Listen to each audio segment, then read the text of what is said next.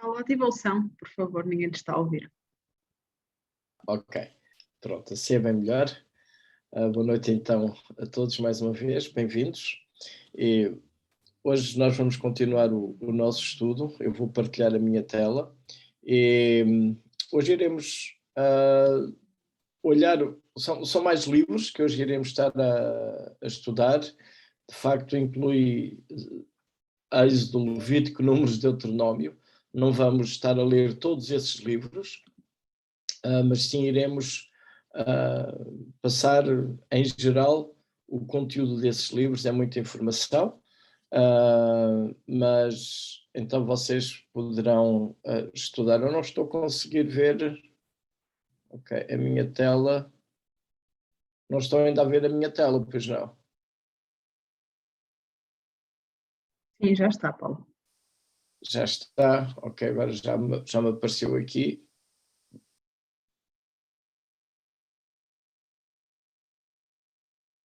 Ok. Então, só a título de revisão, eu queria mostrar de novo aqui este gráfico que nos vai dando uma ideia das páginas do Antigo Testamento em geral. Então o que temos aqui, temos basicamente a história de toda a Escritura, começando do lado mais à esquerda com a criação. Aqueles dois riscos na diagonais seria Gênesis 3, em que o homem está separado de Deus, a morte vem em todas as nossas dimensões. Depois temos ali o período dos patriarcas, a linha baixa com José para o período no Egito, cerca de 400 anos, sai do Egito com Moisés, estabelecem-se na terra entre os livros de Josué, Juízes, o livro de Ruth, depois os livros de Samuel com a instituição da monarquia, que como reino de Israel, de uma forma, digamos que plena, termina depois de Salomão. Ou seja, depois de Salomão, aquilo que nós podemos dizer a nação de Israel, como seria com Saúl, Davi e Salomão, deixa de existir, nunca mais volta a existir. O reino divide-se, temos o reino do norte na linha que vai para cima, que é invadido em 722, e a linha de baixo, em 586, eles são levados para o exílio, ficam para a Babilónia, o império muda para o domínio persa, retornam, então depois com Dário, e os livros de Esdras, Neemias relatam isso, e também alguns profetas estão a profetizar nesse período. O último livro do Antigo Testamento, Malaquias, retrata esse período. Aliás, Malaquias profetiza durante esse período. Depois temos 400 anos, outra vez, com silêncio, em que não há profecia em Israel, até que surge o último profeta do Antigo Testamento, já mencionado no Novo, que é João Batista, onde ele vem preparar a vinda de que todo o Antigo Testamento falava, de alguém que iria, sim, então finalmente resolver o problema do pecado do homem, que é Cristo Jesus, e todo o Antigo Testamento como que está a apontar para o Senhor Jesus Cristo. Neste momento ainda não estamos com tudo plenamente terminado, a nossa redenção, a nossa salvação não está toda ela ainda plenamente concluída, mas as Escrituras terminam então com novos céus e nova terra, onde nós estaremos com o Senhor. Então é um diagrama que rapidamente ilustra toda a história da Bíblia, toda esta história da redenção em que o Senhor vai lidando com o ser humano, com este desejo de passar, sim, a eternidade connosco. Eu queria voltar aqui a reforçar a ideia das alianças do Antigo Testamento, porque na semana passada tive a sensação que se calhar a ideia não estava muito bem assimilada, e eu penso que será extremamente importante. Entretanto, não sei se alguém quer colocar alguma dúvida sobre este slide. Vocês, quando quiserem colocar dúvidas, podem pôr lá no bate-papo, ou podem levantar a mão, abrir o microfone. Se eu não der por conta, eu peço que alguém me avise, mas podem levantar as vossas questões também. Se alguém tiver uma dúvida sobre esta imagem, então poderá fazer uma pergunta. Eu dou uma pausa não muito grande, se eu não ouvir ninguém, passo à frente. Ok? Então, vou passar à frente. Esta questão das alianças, eu quis rever porque há vários tipos de alianças que são encontradas no Antigo Testamento, e quando nós estamos a ler a Escritura, precisamos de ter em mente o tipo de aliança que estamos a ler. Mas basicamente as alianças, uma aliança, um acordo, um pacto, sempre tem três elementos essenciais. Tem uma das partes que vai fazer a aliança, que eu aqui tenho pela letra A, tem a outra parte que vai fazer a aliança, que será então a letra B. E depois tem o conteúdo do acordo. O acordo é sobre o quê? Sobre o que é que consta essa aliança. Então, eu tenho ali aquele retângulo, a cor de laranja. Olhando para os nossos dias, nós temos também isso, com contratos de trabalho, com compras, etc. Alguém vai comprar algo a prestações, seria a parte A, a parte B seria o dono da loja, e no texto de cor de laranja iria ali estar estipulado o valor da mensalidade, até com algumas benesses, caso pague 2 ou 3 meses de uma vez, mas também, digamos que com alguns problemas, alguns avisos, caso não pague, irá crescer juros ou tribunal por causa de incumprimento, etc. Então, estes modelos também estão nas estipulações das antigas alianças do Antigo Oriente Médio. E a Bíblia baseia-se nisso. Este diagrama aqui, então, olhando para a imagem, temos a memória da aliança com Noé, o arco-íris. Então, esse é um sinal de que essa aliança continua válida. E, basicamente, estas alianças dividem-se em dois grupos. As duas da esquerda, elas efetuam-se entre um grande rei e um vassalo. Portanto, não é apenas um rei, mas seria um grande rei e tem um vassalo. E do lado direito seria entre dois iguais, dois amigos, dois senhores, dois reis, mas serão sempre dois iguais um ao outro. O grande rei para vassalo, há dois modelos que acontecem nas escrituras, que é a concessão real e tem o segundo, um pacto suzerano-vassalo. E há diferenças entre os dois tipos de alianças, e são estes dois modelos os que mais nos interessam para percebermos a narrativa do Antigo Testamento, que tem, obviamente, percussões no Novo Testamento. A última, por exemplo, o Pacto de Paridade, nós podemos pensar na aliança entre Abraão e Abimeleque, ou podemos pensar entre a aliança efetuada entre David e Jonatas. A concessão real funciona desta forma. Tem então o grande rei, portanto, e aqui a ideia de grande rei, o que é que significa? Que não há outro acima dele, portanto é exclusivo, ele é o único, seria o rei dominante o que tem mais poder. Esse rei, porque ele tem mais poder, portanto não há outro que possa lutar contra ele decide fazer uma aliança ou fazer um pacto com o seu vassalo e decide dar-lhe um privilégio, uma regalia, alguma recompensa. Diz, olha, eu sou grande, sou generoso e eu vou fazer desta maneira. Por exemplo, nós temos, quando é o retorno do exílio, por exemplo, Ciro, rei da Pérsia, ele é o grande rei, é o rei imperador, e ele decide que, sozinho, ele decide que todos os povos podem voltar às suas próprias terras. Lemos isso no fim do livro de Crónicas e também no início do livro de Esdras, esse édito de Ciro. Portanto, ele apresenta-se como um grande rei e pela sua grandeza, o seu poder, ele vai conceder esse retorno. Por exemplo, no livro também de Esther, onde notar que o livro começa com um banquete que o grande rei também concede a todos os súbditos com generosidade para beberem vinho, à discrição, ninguém tem que fazer nada, só usufruir da grande bondade e generosidade do rei. Então isso seriam ideias de concessão real, em que o rei, de facto, ele entra como alguém que tem autoridade e tem poder sobre os seus súbditos, e os súbditos não têm que fazer nada, apenas agradecer a esse rei. Desculpem, passei 2 slides. O suzerano vassalo é diferente na medida em que temos na mesma o rei, grande, o tal rei poderoso, e temos o seu vassalo, mas agora há uma obrigação. Ambos estão obrigados. O grande rei obriga-se, neste caso não apenas só a abençoar, como era no outro, mas ele obriga-se a fazer ações para com o seu vassalo, mas o vassalo ele está também obrigado a respeitar as regras da aliança. Quem dita as regras não é o vassalo. Quem dita as regras é o grande rei. O grande rei aborda o seu vassalo e faz uma aliança com ele e diz: olha, eu vou-te proteger se inimigos te atacarem, mas tu vais ter que me pagar tanto de imposto em cada ano. Ou seja, se alguém atacar o seu vassalo, o grande rei vai em seu auxílio. Ele obriga-se a isso. Mas, em contrapartida, o rei vassalo tem que lhe pagar impostos em cada ano. Significa que, se o rei vassalo deixar de pagar impostos anualmente, o grande rei não vai sair à guerra se algum inimigo atacar.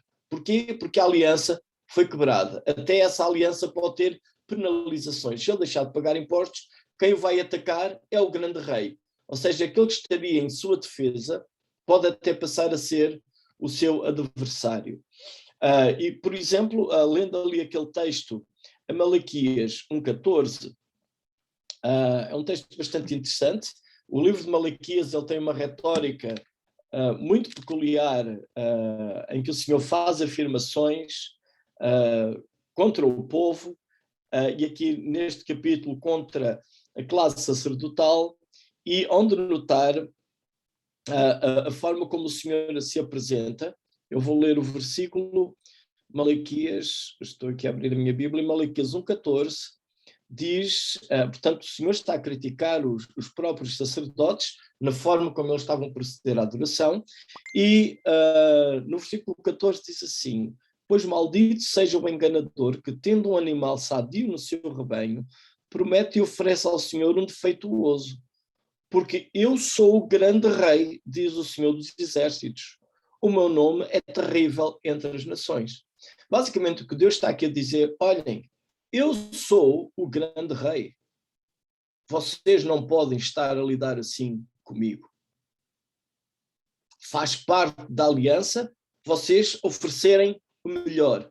E o que vocês estão a fazer, estão a trazer o animal com defeituoso. Eu não sou um igual a vocês. Eu sou o grande rei. Então, por trás desta expressão, o que nós temos é um pacto suzerano-vassalo, em que os sacerdotes deveriam considerar o Senhor como o grande rei, e eles deveriam ser súditos e levar o melhor que tinham para a sua oferta. Então, estes conceitos são bastante importantes eles ficarem na nossa mente.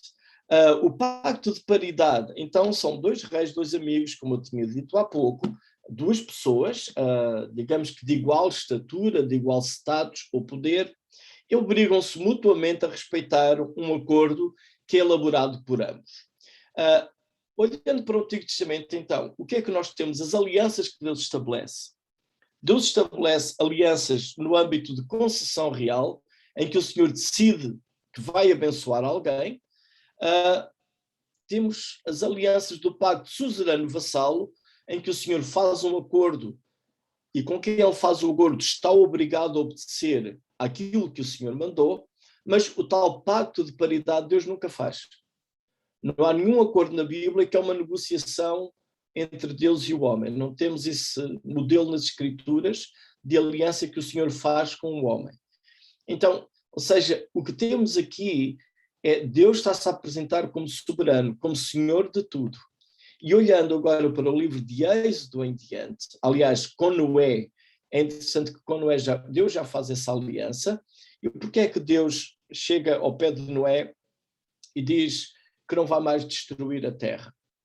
Quase podemos dizer, não é uma aliança, é uma promessa, mas é uma aliança porque o Senhor, sozinho, ele está-se a obrigar a não destruir mais a terra daquela forma. Ele quer entrar em relacionamento com o ser humano. Deus seria obrigado a fazer isso? Não.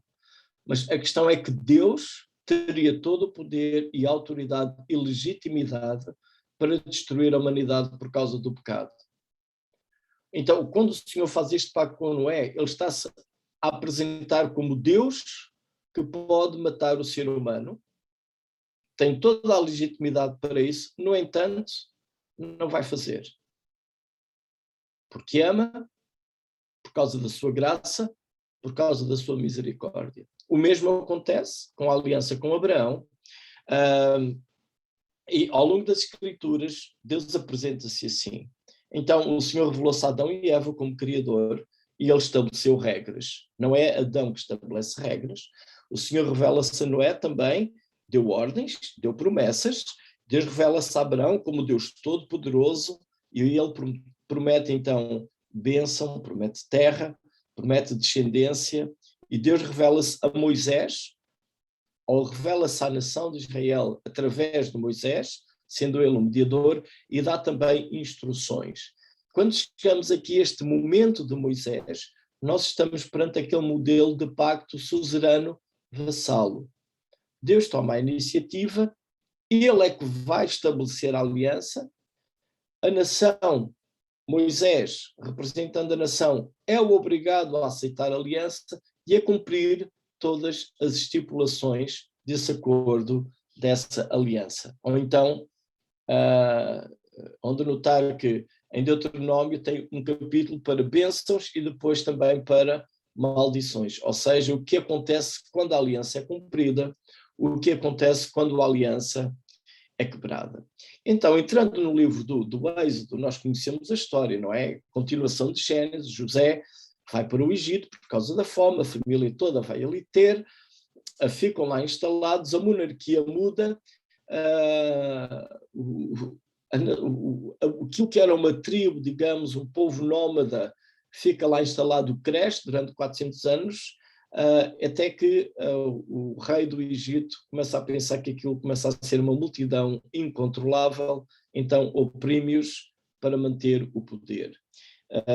O povo clama ao Senhor e entra Moisés, que será então o libertador de Israel, e o Senhor fala a Moisés, revela-se a ele, e naquela pergunta, em Êxodo 3, no capítulo 3, quem é que me enviou, quem é esse Deus, o Senhor apresenta-se. É interessante, temos que ter em mente que neste momento o mundo, todo ele acreditava em várias divindades.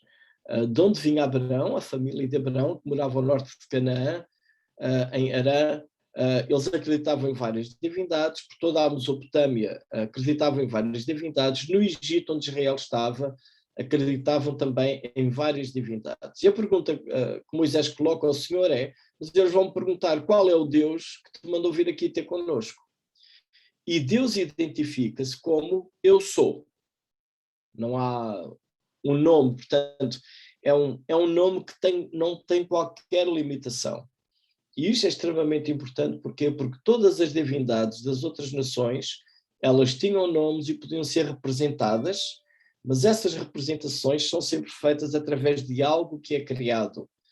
E o Senhor recusa-se. Ele não se pode representar por algo que ele próprio fez, nem está limitado por um nome.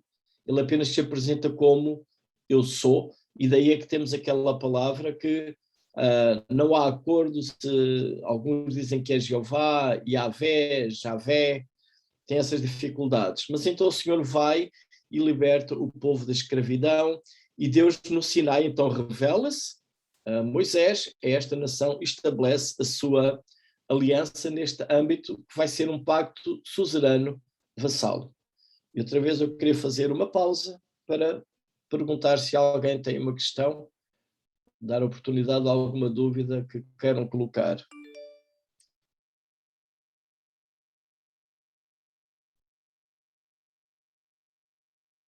Alguma pergunta?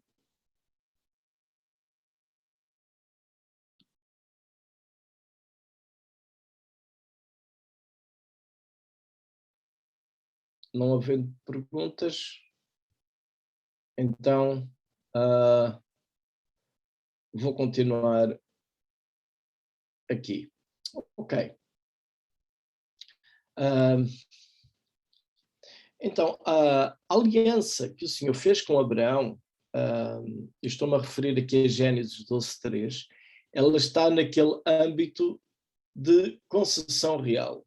O Senhor aparece a Abraão e não temos muita informação do que é que aconteceu antes, até nem temos informação se Abraão já conhecia o Senhor, mas o Senhor chega ao pé de Abraão e diz que vai fazer dele uma grande nação, vai abençoá-lo, vai engrandecer o nome, diz que ele vai ser uma bênção, vai abençoar os que o abençoarem, vai amaldiçoar os que o amaldiçoarem, e todas as famílias da terra vão ser abençoadas ou encontrarão bênção através desta descendência de Abraão.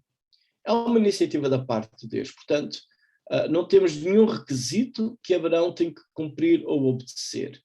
Aliás, vimos até já no capítulo 15 de Gênesis que quando aquele animal é partido ao meio, que apenas aquele fogareiro passa entre as duas metades do animal, não passando Abraão, ou seja, Abraão não fica sequer obrigado ali a cumprir, porque sabemos que como homem provavelmente ele iria falhar.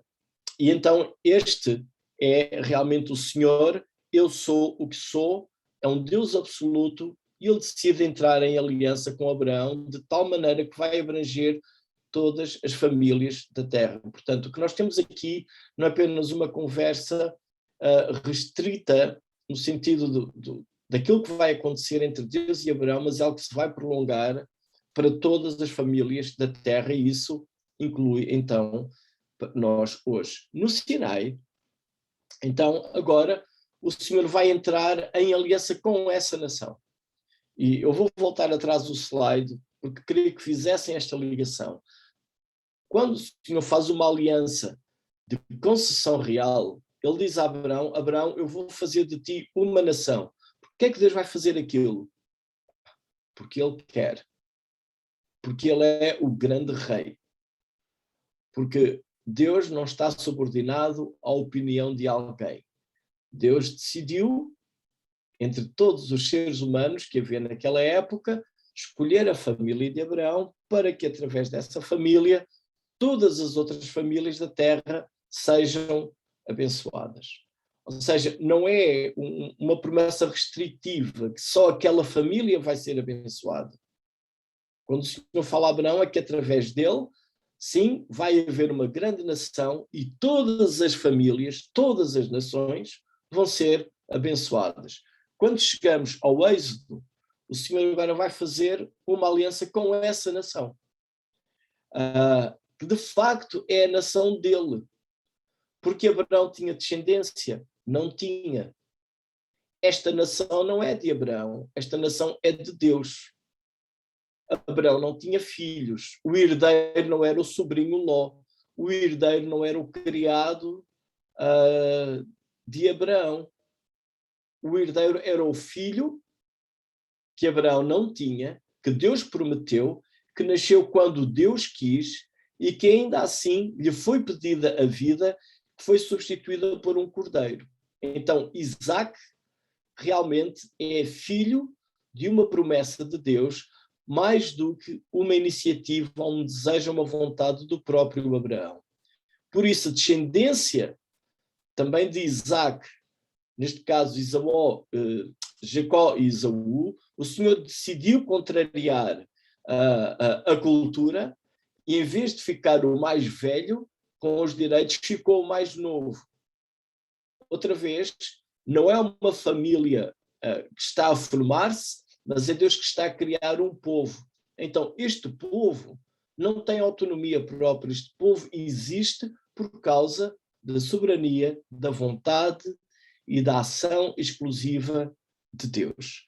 Por isso, Deus entra em relacionamento com este povo e faz uma aliança. E esta aliança ela pode ser conhecida como aliança mosaica, porque Moisés é o mediador, pode ser conhecida como aliança do Sinai ou sinaítica, porque foi celebrada no Sinai, pode ser a aliança da lei, ou lei apenas, porque a tal estipulação da aliança tem diversas leis, desde o âmbito religioso, de saúde, ética social, etc., etc. E quando nós chegamos ao Antigo Testamento, quando chegamos ao Novo Testamento, o Novo Testamento refere-se a essa aliança como a antiga aliança. E por que usa essa expressão antiga aliança? Porque há uma nova aliança que é estabelecida por Jesus. Daí que hoje nós temos, na Bíblia, duas grandes divisões. Temos o Antigo Testamento, que seria a antiga aliança, e temos o Novo Testamento, que seria a nova aliança. E nós temos aqui a palavra testamento, como temos nas nossas Bíblias, que realmente se refere a esta aliança antiga, uma aliança de leis, de obras, e uma nova aliança que acontece por causa daquilo que Jesus fez na cruz por nós. Então, as duas divisões da Bíblia vêm, que nós temos, Antigo e Novo Testamento, elas vêm deste conceito. Nós não vamos aqui olhar então o livro de Êxodo, Levítico, Números, Deuteronômio, tudo, mas eu quero destacar alguns pontos. Uma das partes desta aliança que nós conhecemos é conhecida como o Decálogo ou os 10 Mandamentos. No entanto, uma curiosidade, a Bíblia não fala em 10 mandamentos usando essa expressão 10 palavras. 10 mandamentos é mais o título que a editora da Bíblia coloca, mas o que nós temos ali são 10 palavras. E estes 10 mandamentos podem ser agrupados em 4 que estabelecem o nosso relacionamento com Deus, o relacionamento entre Deus e o homem, e 6 mandamentos, então, 6 palavras que vão estabelecer relacionamentos entre as pessoas. Vou dar mais atenção para os primeiros 4. E eu vou procurando ler os versículos. Seria ótimo se nós pudéssemos ir lendo, mas certamente vai ser complicado, a não ser que alguém seja muito rápido a ler. Se alguém, entretanto, quiser encontrar um desses trechos e ler, quando eu mencionar, pode abrir logo o microfone a ler para não perdermos tempo. Mas, por exemplo, nós temos aqui, esta é de facto uma aliança. Então, o versículo 1 de Êxodo 20. Então falou Deus todas estas palavras. Versículo 2. Eu sou o Senhor teu Deus que te tirei da terra do Egito, da casa de servidão. Este versículo 2 é extremamente importante porque a abordagem que Deus faz, ele está-se a apresentar como o grande rei. Eu sou aquele que tem autoridade. Tu, basicamente, Deus está a dizer à nação de Israel, tu não saíste do Egito. Eu tirei-te do Egito. E Deus aqui, basicamente, a linguagem é, se tu existes é porque eu dei promessas a Abraão. Se tu existes é porque eu escolhi Jacó. Se tu existes é porque eu te tirei do Egito. Então, o Senhor está-se a apresentar com toda a autoridade, com toda a soberania, a dizer, Israel, tu és meu. Quem manda sou eu. Eu sou o Deus que te tirei do Egito, da casa de servidão. Portanto, aquilo que tu és hoje, não tens nada a gloriar-te, não tens nada que possas vangloriar-te, porque tudo aquilo que tu és é por minha causa. E esta ideia, ela aplica-se a nós da mesma forma. E o versículo 3 diz, então, não terás outros deuses diante de mim. Então, o Senhor, ele aqui, ele é exclusivo. Não há outras divindades. Eles vinham de onde? Do Egito. Tinham na sua memória os patriarcas. O Deus que se revelou, o Deus Todo-Poderoso que se revelou a Abraão, Isaac e Jacó. Isso estava nas suas memórias 400 anos, mas também havia já 400 anos a viver numa cultura egípcia com várias divindades. E o Senhor está a dizer, não funciono como as divindades egípcias. Não terás outros deuses diante de mim. Exclusividade. Eu sou o grande rei, não há outros grandes reis, nem pequenos reis para comigo. Eu sou o grande rei, tu és o meu servo, tu és o meu vassalo. No versículo 4, não farás para ti imagem de escultura, nem semelhança alguma do que há em cima nos céus, nem embaixo na terra, nem nas águas debaixo da terra. Não as adorarás, nem lhes prestarás culto, porque eu sou o Senhor teu Deus, zeloso, que visito a iniquidade. E então continua ali o texto. Ou seja, Deus é transcendente. Os egípcios podiam representar as suas divindades através de animais? Sim, podiam. Eles podiam escolher a divindade Anubis, ou outro que tinha a forma de um chacal, ou o disco solar, por exemplo, porque essas divindades elas eram limitadas. Esses deuses eram bons a fazer algumas coisas, mas o Deus que se revelou a Abraão e está a entrar em aliança com esta nação de Israel, ele não pode ser representado por alguma coisa, porque tudo aquilo que nós podíamos pensar em representar Deus foi criado por ele.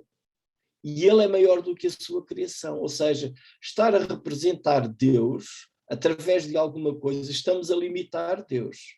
Ele é infinito, ele é transcendente. Nós não podemos saber onde ele começa, onde ele termina. Não podemos prever como é que Deus vai reagir e podemos manipulá-lo. Ele transcende-nos. Não há, então, uma forma possível de imaginarmos como Deus é e representá-lo de uma forma que nós possamos ver, palpar, admirar. Ele é um Deus transcendente. Depois, também temos ali o versículo 7, que me faltou no slide. O número 3 será então Êxodo 20, versículo 7.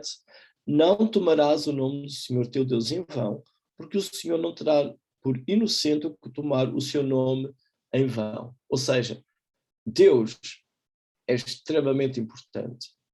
Não podemos falar de Deus à toa. Deus não é para eu estar a martelar e acertar com o martelo no dedo e dizer valha-me Deus. Ou usar outra expressão, bolas. Ora, não se pode usar o nome de Deus com uma série de expressões que podemos trocar. Então, Deus, ele é importante, não é banal, não pode ser corriqueiro, não podemos usar Deus ou Jesus, num contexto do Novo Testamento, por qualquer coisa, ou se então usamos outra forma qualquer verbal para expressar qualquer coisa. Deus é extremamente importante. Não deveria fazer parte de um vocabulário corriqueiro, impensado. O Senhor está a dizer, não vais falar de mim à toa. Eu sou o Deus que te tirei do Egito. Eu sou o Deus Criador. E também Deus, ele tem autoridade sobre toda a nossa vida. Olhem para o versículo 8 até ao versículo 11. Eu não vou ler todos estes versículos, mas o Senhor diz assim no versículo 8, lembra-te do dia de sábado para o santificar. 6 dias trabalharás e farás toda a tua obra, mas no 7º dia é sábado, não farás nenhum trabalho, nem tu, nem teu filho, nem tua filha. E o texto continua. Deus está a reservar a si a autoridade para interferir no nosso estilo de vida. É interessante que Israel não poderia gerir o seu dia como queria. Primeira coisa, o Senhor a instituir dia e noite. Ele também, na criação, temos um dia 7º para descanso. Então, o nosso próprio tempo, e ainda há pouco tempo estávamos conversa com o Pedro a falar sobre a questão da mordomia e a questão de tempo entrava precisamente ali. A gestão do tempo, quem está aqui primeiro a fazer a gestão do nosso tempo, do nosso dia-a-dia, é o Senhor, neste caso da nossa semana. Deus está a dizer, meu querido povo Israel, eu sou o vosso Deus, vocês existem por minha causa, por minha vontade, e vai haver um dia em que vocês não vão trabalhar. Quem manda sou eu. Tenho que descansar. Tenho que tirar um dia para mim. Portanto, o que nós estamos aqui a ver não é um acordo entre Deus e a nação. O que estamos a ver é Deus está a tomar a iniciativa e está a fazer uma aliança, vai ser o Deus deles e Israel vai ter que obedecer e respeitar o Senhor neste sentido. Então, a importância que temos aqui também de termos um dia dedicado ao Senhor. Os outros mandamentos, então, as outras palavras vão estar ali relacionadas no relacionamento entre outros seres humanos e não vou olhar agora para elas. Ok, tive aqui uma falha na ligação. e já deixei de partilhar o meu ecrã. Peço desculpa, a ligação onde eu estava caiu. Estão-me a ouvir? Sim, Paulo, vamos estar a ouvir bem. Ok, porque o aparelho que eu tinha com a ligação da reunião, a chamada foi abaixo. Desculpem, terei que ir inserir agora a senha. Peço desculpa.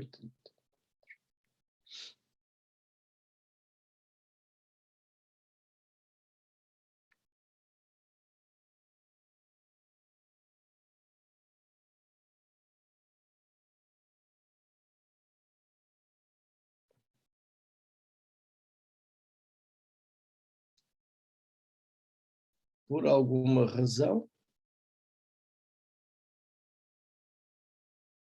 eu não estou a conseguir ligar.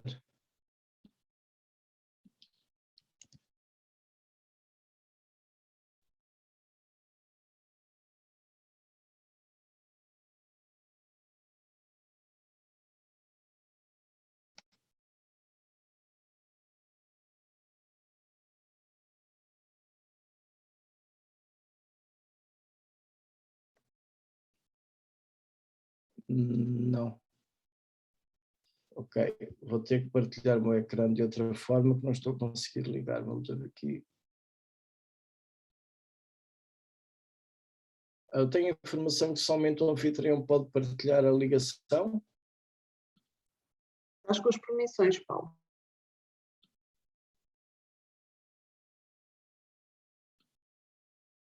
Ok.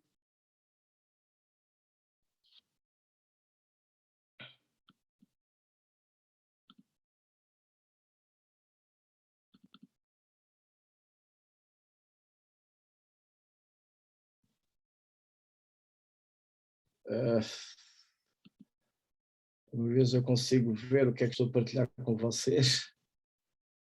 Que aqui uns problemas de ligações.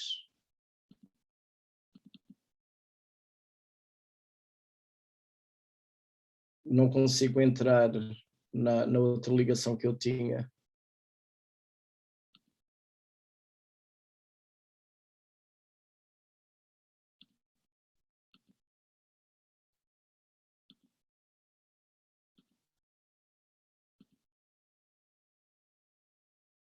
Okay. Conseguem ver agora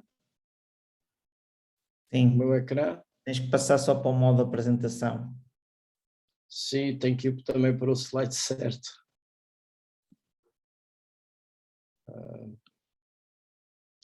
Deixa-me passar um pouco à frente. Estão a ver os slides então? Sim. Sim, ok.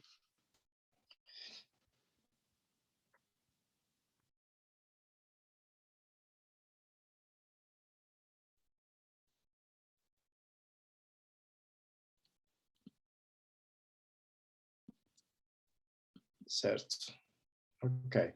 Então, algo aqui acontece bastante triste e bastante estranho nestes capítulos 32 até 34 do Êxodo.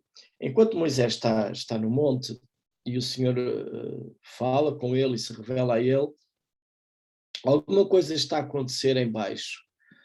Vindo do Egito, certamente com influências, então eles pedem a Moisés para a Arão para fazer o bezerro, porque Moisés subiu ao monte, eles não sabem dele, então Moisés Arão faz um bezerro à semelhança de uma divindade egípcia, e Moisés ouve-os cantarem em adoração àquela imagem, dizendo que foi aquela divindade então que os tirou do Egito. Aquilo fica terrível porque o Senhor está a estabelecer uma aliança com Moisés no monte e o povo já está a quebrar essa aliança em baixo, quebrando logo um dos mandamentos: não terás outros deuses diante de mim. É isso que ali acontece. Então perigo e destruição estão ali iminentes, Depois nós lemos no versículo 32 que Moisés, nos capítulos seguintes, Moisés intercede pela nação, ele intercede pelo povo, ele pede a presença do Senhor e de facto o Senhor confirma a sua presença, mas Deus também pronuncia algumas palavras então para Moisés, para a nação, em Êxodo 34, versículo 6 e 7. Porquê? Porque Moisés ele quer ver o Senhor. Depois de tudo isto, Moisés pede para ver o Senhor e o Senhor diz, não podes ver-nos. Mas Deus ainda assim concede esta graça a Moisés de passar toda a sua glória e grandeza perante Moisés e protege Moisés. Moisés pode ver a presença do Senhor, a glória do Senhor por trás.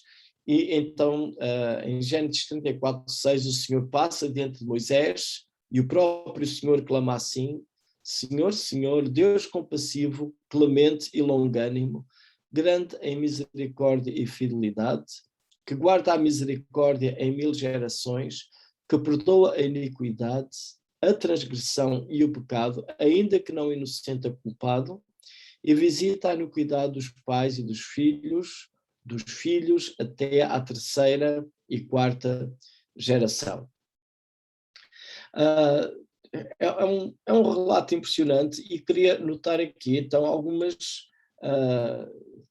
características acerca que o Senhor fala aqui de si próprio. Primeiro, Deus apresenta-se como sendo compassivo e clemente, ou gracioso. E notem, não é o homem que está a concluir isto. Daí, quando nós falamos em teologia bíblica ou história da redenção, é o Senhor que se está a revelar ao homem. Como é que o homem sabe que Deus é compassivo e clemente? Porque ele próprio afirma e age dessa maneira. O que é que nós temos quando o Senhor lida com Adão e Eva, em Gênesis 3, o que é que nós temos ali?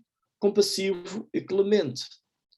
Deus expulsou o homem do jardim, mas ainda assim deixou o homem viver e deu-lhe uma promessa que através de um descendente da mulher alguém iria esmagar a cabeça da serpente. Deus é grande em misericórdia e fidelidade. É o próprio Senhor que afirma isso. O Senhor guarda a misericórdia em 1000 gerações. Deus perdoa a iniquidade, Deus perdoa a transgressão, Deus perdoa o pecado. Esta mensagem não é original no Novo Testamento, é uma mensagem que já está aqui, bem presente, e que até chegarmos aqui, lendo as Escrituras, lendo Gênesis até ao livro do Êxodo, este capítulo 34, nós já podemos perceber quem é este Deus que é compassivo, clemente, misericordioso, fiel, guarda a sua misericórdia em 1000 gerações, perdoa o pecado. No entanto, há um contraste, ele não inocenta o culpado. E aqui há uma tensão que surge. Como é que Deus perdoa o pecado se não inocenta o culpado? Como é que Deus vai ser misericordioso se não inocenta o culpado? Para Deus não inocentar o culpado, porque nesse caso seria injusto, ele teria que punir o transgressor. Mas como ele é misericordioso, ele vai perdoar. Como é que as duas ideias conseguem ser compatíveis? Como é que há não inocentar um culpado e como é que há misericórdia? Como é que não se inocenta um culpado e se perdoa o pecado? É uma tensão interessante que o próprio Senhor levanta aqui nesta situação. Continuando, mais à frente em Levítico 16, nós temos um episódio, não é bem um episódio, uma instrução, digamos assim, bastante importante, que é conhecido como o dia da expiação. Então, o Senhor mandou construir o tabernáculo, e eu creio que alguns de vocês têm tido oportunidades de ter estudos até sobre o próprio tabernáculo, e estarão familiarizados com ele, mas o tabernáculo tinha o pátio exterior, depois tinha um local chamado o lugar santo, onde tinha alguns utensílios, o candelabro, a mesa com os pés da proposição, etc.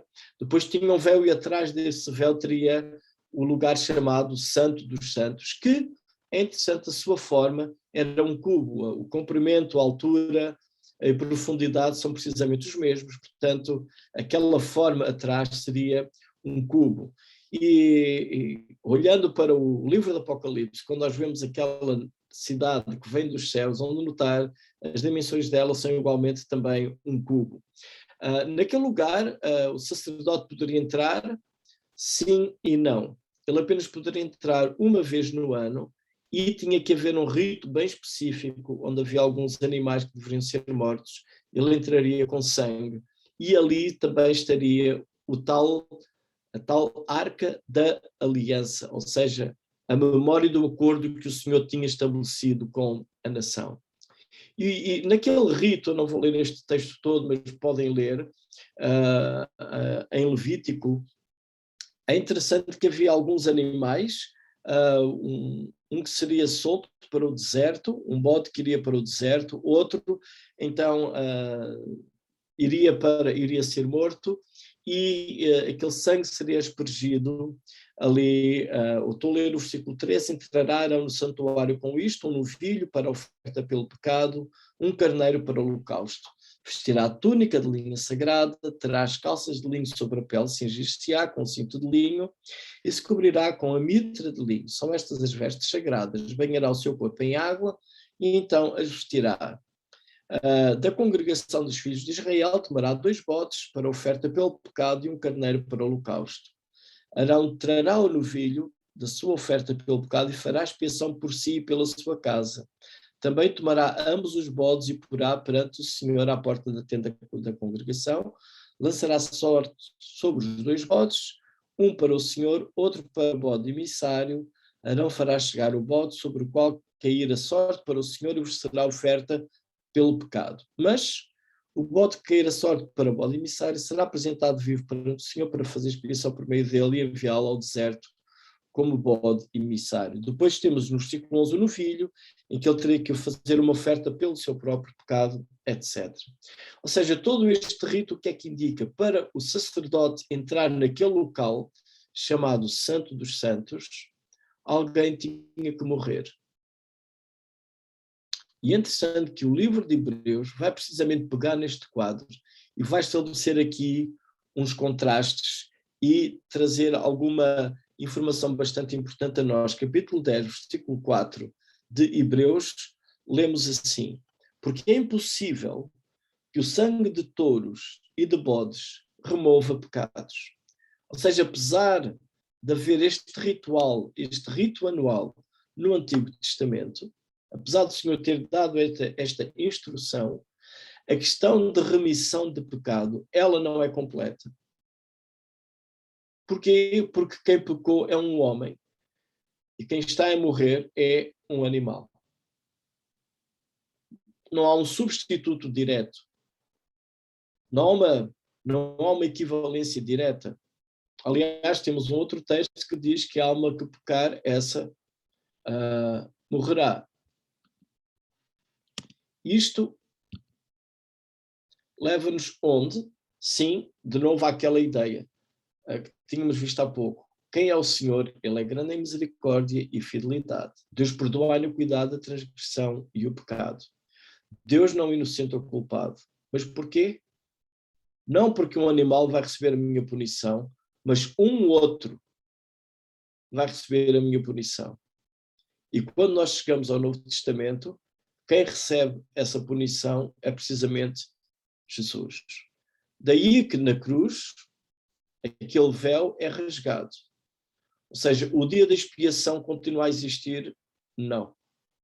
Não é mais necessário entrar com o sangue de um animal. E a carta aos Hebreus, ela vai explicar, os capítulos de Hebreus que tivemos a ver, vai explicar tudo isto, está a trazer tudo isto à memória. E esta é a forma como Deus mostra tudo o que ele está a fazer. Agora queria apenas fazer um breve contraste para terminarmos entre 2 textos, em Êxodo capítulo 24, versículo 3, vou saltar alguns versículos, mas isto começa,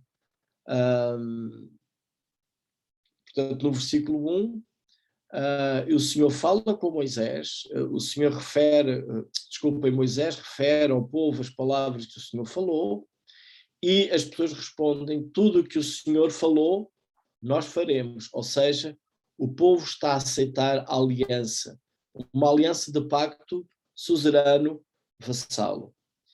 E então lemos no versículo 4: escreveu Moisés todas as palavras que o Senhor tinha dito. O versículo 5: enviou alguns jovens que ofereceram ao Senhor holocaustos. E depois diz o versículo 6: Moisés tomou metade do sangue e o pôs em bacias, e a outra metade aspergiu sobre o altar. Tomou o livro da aliança e o leu ao povo. E eles disseram: tudo o que falou o Senhor faremos e obedecemos. Portanto, estamos aqui diante daquele caso, pacto suzerano, vassalo, e o povo está a aceitar o papel de vassalo, dizendo: nós vamos obedecer a tudo. Então, versículo 8: então Moisés tomou aquele sangue e o aspergiu sobre o povo e disse: eis aqui o sangue da aliança que o Senhor fez convosco a respeito de todas estas palavras. Portanto, há uma aliança que está celebrada com o quê? Com o sangue daqueles animais. E essa aliança está estabelecida. Lendo o resto do Novo Testamento, o que é que nós vamos verificar? Que aquela aliança foi quebrada imensas vezes. Ou seja, as tais bênçãos da aliança que o Senhor teria para com Israel, Deus deixou de estar obrigado a cumpri-los, porque a nação quebrou essa aliança vez após vez após vez. E aqui no diagrama que tem, temos as invasões ali assinaladas do reino dividido, a invasão de Samaria, a invasão de Jerusalém, por causa da quebra dessa mesma aliança. Quando chegamos a Lucas 22, 20, o que é que nós temos? O Senhor Jesus está agora com os seus discípulos à mesa, numa altura muito especial também, e diz: este é o cálice da nova aliança no meu sangue derramado a favor de vós. Então este quadro que ali tem não é apenas uma alusão a um período que eu saltei da saída do Egito com a imolação do Cordeiro, mas também é esta aliança que o Senhor tinha celebrado no deserto com a nação, um pacto suzerano vassalo.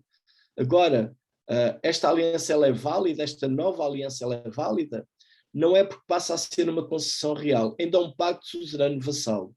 Só que agora o representante do lado do homem é Cristo Jesus. Não é mais o ser humano, não é mais eu ou uma nação de Israel ou qualquer grupo étnico, porque pode agradar a Deus com as suas forças, com a sua motivação. Fazemos o melhor possível para chegar ao céu, não é pelas obras. O próprio Deus, e temos aqui graça e misericórdia divina, conforme o Senhor anunciou a Moisés, o próprio Deus torna-se homem para assumir ele o papel que o ser humano deveria ter e falhou, para finalmente esta nova aliança poder ser cumprida, e ela encontra o seu cumprimento na pessoa de Cristo. Por isso é uma aliança válida que não falhará, por causa da graça do Senhor sobre nós.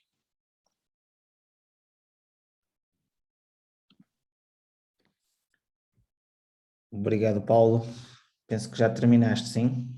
Sim. Terminei. Palavras mágicas. Obrigado. Vemos então assim realmente mais alguns exemplos de como ao longo do tempo Deus tem-se mostrado, tem-se revelado e principalmente tem tido um plano de redenção para o ser humano. E então é isto que nós pretendemos estudar ao longo realmente destas aulas, o plano da redenção, para que todos nós possamos conhecer vários detalhes ao longo realmente de toda a Bíblia, e o objetivo nisto é pormos em prática, portanto podemos no nosso dia-a-dia, podemos pôr em prática. Então queremos também ao longo deste estudo ter uma parte prática para isso, e então nesse sentido nós temos desafiado alguns obreiros para que possam também dar aqui algum testemunho relativamente ao seu, como têm posto em prática isso, e da mesma forma como nós vimos no passado, o plano da redenção, podemos também nos dias de hoje também falar sobre isso, e o objetivo é que todos nós, ao longo destas aulas, possamos obter mais informações para que essa prática seja uma realidade no nosso dia-a-dia, e cada vez mais necessitamos disso. Temos então connosco também a nossa irmã Celina, portanto, onde eu pedia que pudesse ligar o respectivo microfone e pudéssemos falar também do seu ministério e de uma forma prática alguns exemplos, ou um exemplo, um testemunho que tenha realmente passado também com a nossa querida irmã, para que nós possamos também ver de que forma cada um de nós também podemos, no nosso dia-a-dia, exercer este plano da redenção. Pode ser, irmã? Com certeza. Obrigada pela oportunidade. Podia contar muitas situações, mas lembrei-me de uma que me tem afligido, ou que me afligiu bastante ao longo de muitos anos, na igreja, portanto na congregação a que eu assisto.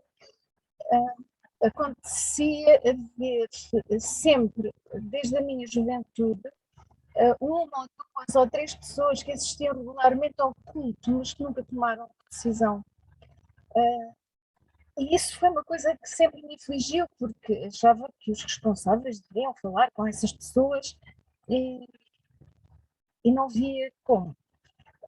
Então, nos últimos anos, tenho feito isso normalmente quando acontece, e tem acontecido realmente por causa da nossa ação social. As pessoas que eram convidadas, as pessoas que estávamos a ajudar, que costumavam ser convidadas para assistir aos nossos almoços comunitários, principalmente nos dias em que havia distribuição de alimentos. E nos últimos anos ficaram algumas senhoras que foram assistindo, e eu às vezes chegava ao pé delas e perguntava, então, gostou de estar connosco, qual é a impressão? Sempre diziam que gostavam muito, etc. Mas como eu sempre tenho muitas responsabilidades, principalmente ao domingo, às vezes era difícil parar e fazer parar a pessoa para... Então eu procurava nos dias dos almoços comunitários falar com essas pessoas que vinham ao culto, e uma das últimas pessoas com quem isso aconteceu foi uma senhora que hoje é membro da igreja, que eu lhe perguntei se ela me dava um bocadinho de tempo, então pude conversar com ela e desafiei-a a explicar-me o que é que gostava, de estar connosco, e a primeira coisa que ela disse: eu sinto muita paz no vosso meio. Gosto muito de ouvir tudo o que vocês dizem, mas impressionava-me porque ela não cantava, portanto tinha dificuldade em ver também, e portanto estávamos no inário, quando ela chegava explicávamos como é que ela tinha de chegar ao texto bíblico, tínhamos-lhe uma Bíblia nas mãos, mas durante muito tempo ela teve alguma relutância com isso, até que nesta altura eu procurei mesmo ter uma conversa com ela e perguntei-lhe quais são as suas crenças, em que é que crê? Creio em Deus. Então, e a sua fé está em quem? A minha fé está só em Deus, só em Deus. Olha, eu não tenho, não, porque sabia que nós éramos protestantes, evangélicos, não é? Eu não tenho nada, eu não peço nada à Virgem, só peço a Deus. Está muito bem, então, e quem é Cristo para si? Então, Cristo é o Filho de Deus. Sim, mas para si quem é? E ela não soube explicar. Então isso é uma oportunidade de falar do plano da salvação, de explicar que Cristo queria ser o seu Salvador porque tinha dado vida por ela. E tivemos uma conversa de quase 1 hora e no fim ela orou, confessou-lhe o seu pecado e aceitou o Senhor Jesus. Isto tudo enquanto se estava a preparar o almoço e enquanto se estavam já estava, acho que já tinha dado graças e tudo quando nós terminámos, e ela perguntou-me, então e agora o que é que eu faço? Então agora, assim que entender, deve falar com um dos anciãos da igreja, deve dizer o que é que aconteceu aqui esta manhã e, e depois unir-se à igreja pelo batismo. E ela chegou ao pavilhão, foi falar com o irmão João Artur e disse-lhe, olha, eu venho lhe dizer que eu acabei de aceitar o Senhor Jesus lá dentro com a Dona Celina e quero ser batizada. Então foi um dia muito alegre. E eu penso que isto aconteceu já várias vezes, atenção, não é? E, portanto, esta hoje é uma querida irmã que está em comunhão na igreja, já tem alguma dificuldade, porque anda de canadianas atualmente, e tem dificuldade. Aliás, não temos tido culto presencial. Vamos recomeçar no próximo domingo, se Deus permitir, e ela já me disse que com muita pena não vai poder ir, porque não consegue descer e subir as escadas, a não ser que alguém vá tomar em braços e a traga. Mas isto aconteceu já várias vezes e eu lembro-me ao longo de toda a minha vida de crente de ver pessoas que acabaram por partir sem nunca terem tomado uma decisão, pessoas que existiam com alguma habilidade ao culto, porque nunca ninguém lhes foi expor o plano de salvação, nunca ninguém lhes explicou o que é que era preciso fazer. E dou muitas graças a Deus porque o Senhor me tem usado bastante neste ministério. Outra parte do meu ministério é passada principalmente no crescimento espiritual, através das edições bíblicas, que continuo a ajudar a fazer na União Pública. Portanto, agora, durante a pandemia, tive várias oportunidades aqui com os meus vizinhos. Espero que o Senhor abençoe esse trabalho de distribuição de literatura, de conversa, até de alguma ajuda.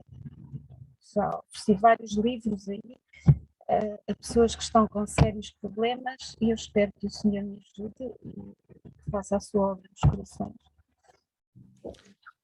Obrigado, portanto, possamos também orar pela nossa irmã também e no seu ministério, mas é realmente uma coisa que nós podemos meditar, que em tantos temas de conversa, este tema, este plano da redenção, este plano da salvação, é daqueles que se calhar nós, ou por receio, ou não exercemos com tanta frequência como devíamos, portanto, e que através destes estudos que possamos, através do Espírito Santo, tocar nas nossas vidas para nós pormos mais em prática e realmente perguntarmos, como a nossa irmã, quem é Jesus, quem é Deus para ti, e da mesma maneira como puxamos conversas que este mundo realmente oferece, possamos também nas nossas amizades, nas nossas famílias, nas pessoas ao nosso redor, sermos desafiados a podermos fazer isso. Portanto, o Senhor realmente nos desafiou para fazermos discípulos e realmente que possamos tirar um tempo também para podermos exercermos esse ministério que cabe a cada um de nós. Vamos, não sei se há alguma pergunta, de qualquer forma aqui no bate-papo não existiu nenhuma pergunta, mas se alguém quiser ligar o microfone, fazer aqui alguma pergunta daquilo que foi dito também aqui.